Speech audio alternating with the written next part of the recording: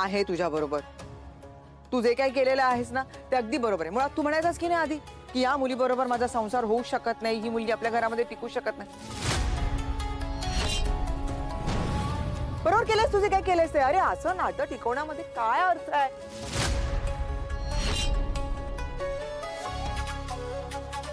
एक मिनिट आहे. मुळात तू लग्नच नाही करायला पाहिजे होतं. खरं म्हणजे आम्हीच तुझं लग्न लावून दिलं, ते लावूनच द्यायला नाही पाहिजे होते. याची कधी सून असते का. बघ ना तू ऐशो आराम करायच्या, पार्ट्या करायचे, पैसे उजळायचे, घरातलं एकही काम करायचं नाही. तिला संसार जमूच शकत नाही, कळलं. त्यामुळे तू जे काही केलंस ते बरोबर आहे. मोकळा हो, माझा सपोर्ट आहे तुला. बस. आई तो मुद्दाच नाहीये. मग हे बघ, मला माहितीये की अधीरा आपल्या घरात फिट होऊ शकत नाही, ती नाही ऍडजस्ट करू शकत, याची आयडिया आहे मला. पण ताई खरंच सांगतोय, अगं मी तिला डिवोर्सची नोटीस नाही पाठवली आहे. ऍटलीस्ट तू तरी माझ्यावर विश्वास ठेव. मी जसं म्हणालो होतो ना तसं मला वेळ हवा होता, कारण यातनं मार्ग काढायचा होता मला. ऐक ना ते, हे घटस्फोटाचे पेपर आहेत आपल्या. मी हे आधीच तयार करून घेतले होते.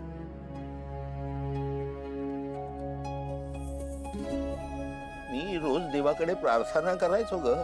देवा, परमेश्वरा, हा विचार माझ्या मनात येऊ देऊ नकोस. माझ्या बायकोला सुबुद्धी दे, ती चांगलं वागू दे. मला या घटस्फोटाच्या निर्णयापासून परावृत्त कर. पण इतक्या खालच्या थराला जाणाऱ्या बाई बरोबर मला एक दिवस सुद्धा राहायचं नाही.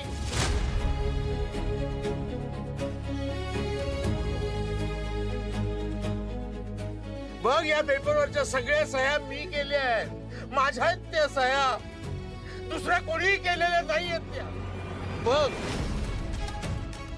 हो काय बोलताय काय तुम्ही हे, आणि हे कधी करून घेतलंय सगळं. तू तुझ्या लग्नामध्ये या बाईनं जो गोंधळ घातला ना, तेव्हापासूनच ही माझ्या मनातून उतरली. मला मान्य आहे, मी हिच्या अपेक्षा पूर्ण नाही करू शकलो, पण हिची स्वप्न, हिच्या आशा आकांक्षा अशा पगारापेक्षा जास्त होते. आणि ज्या माणसाला वास्तवाची जाणीव नसते ना, त्याच्याशी बोलणं होतच नाही ग.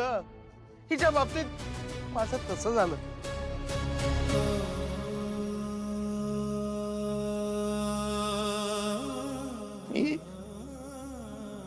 मी तुझी माफी मागतो मंदा.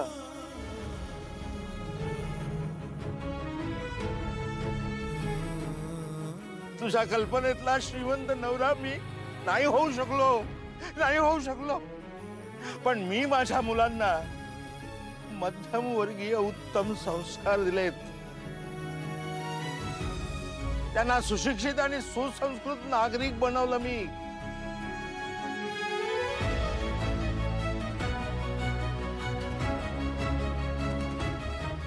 माझी मुलं हीच माझी खरी श्रीमंती आहे.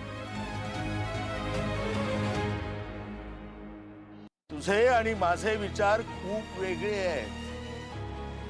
इतके दिवस मी फक्त माझ्या मुलांकडे बघून तुझ्या बरोबर राहत होतो.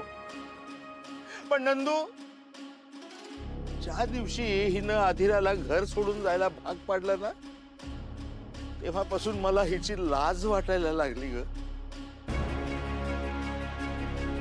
मला लाज वाटायला लागली आणि माझा संयम सुटला. मी मागे म्हणालो ना, या बाईनं जर अधीरा आणि रोहनच्या संसारात ढवळाढवळ केली तर मी हिला घटस्फोट. बाबा बघ ना, असं अहो मी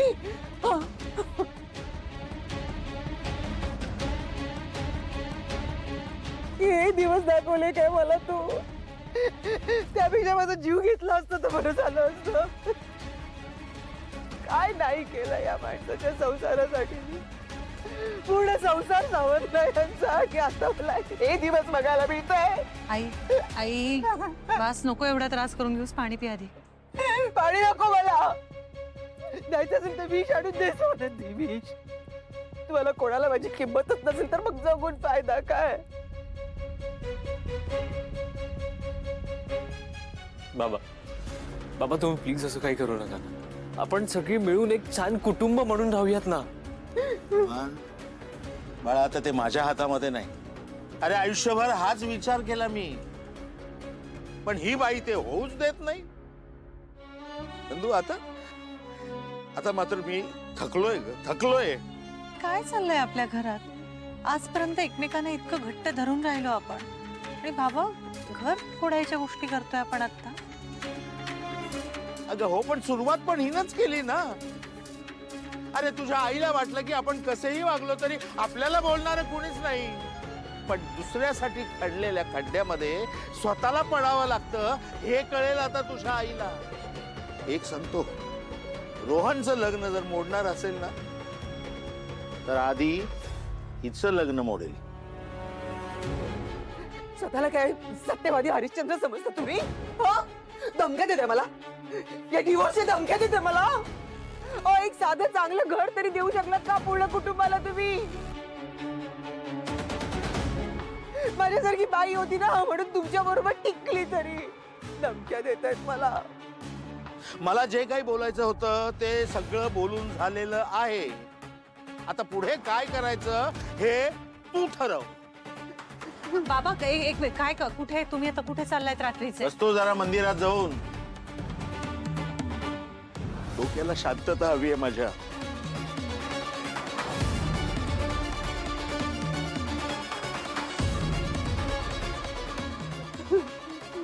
अरे तू खरंच? आई रे रोहन, तुझं ऐक रे माझं. बाबा काय